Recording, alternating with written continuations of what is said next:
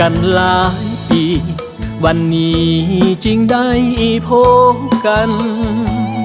นับแต่วันนั้นถึงวันนี้ก็หลายสิบปี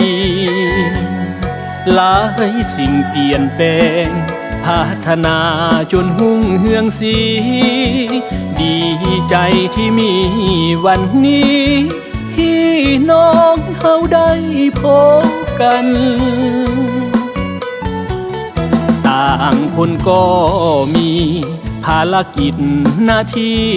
ต้องทำขอให้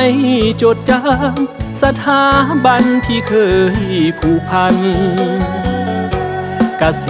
ตรปากเสื่องถิ่นฐานบ้านเก่าเฮานั้นวันนี้ได้มาพบกันด้วยความซื่นสมยินดีขอเชิญชวนพี่น้องอยู่ไกลและไกลแต่เหนือทั้งใต้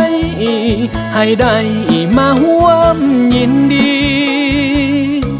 สลืมสลองครบหอบวัน30 ปีสถาบันเกษตรแห่งนี้ยังรอคอยทุกท่านหวนคืนเชิญชวนทุกคนสิทธิ์เก่ากับคืนถิ่นเดิมมาสวยแต่งเติมความสำคัญให้อยู่ยั่งยืนส่งเสียงเพลงฝากถึงสิทธิ์เก่าเฮาได้หวนคืนสถาบันด้วยความมวลซื่นสร้างสรรค์เอกอ้างคนงาม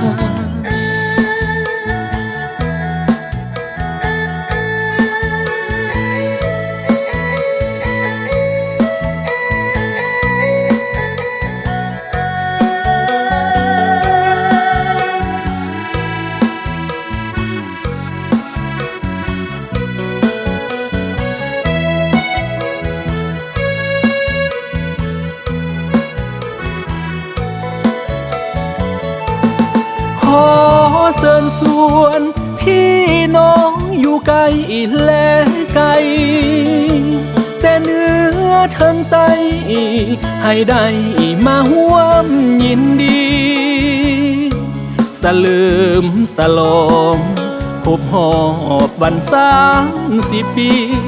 สถาบันเกษตรแห่งนี้ยังรอคอยทุกท่านหวนคืนเชิญชวนทุกคนสิทธิ์เก่ากับคืนถิ่นเดิมมาสวยแต่งเติมความสำคัญให้อยู่ยั่งยืนส่งเสียงเพลงฝากถึงสิทธิ์เก่าเฮาได้หวนคืนสถาบันด้วยความมวลซื่นสร้างสรรค์เอกอ้าง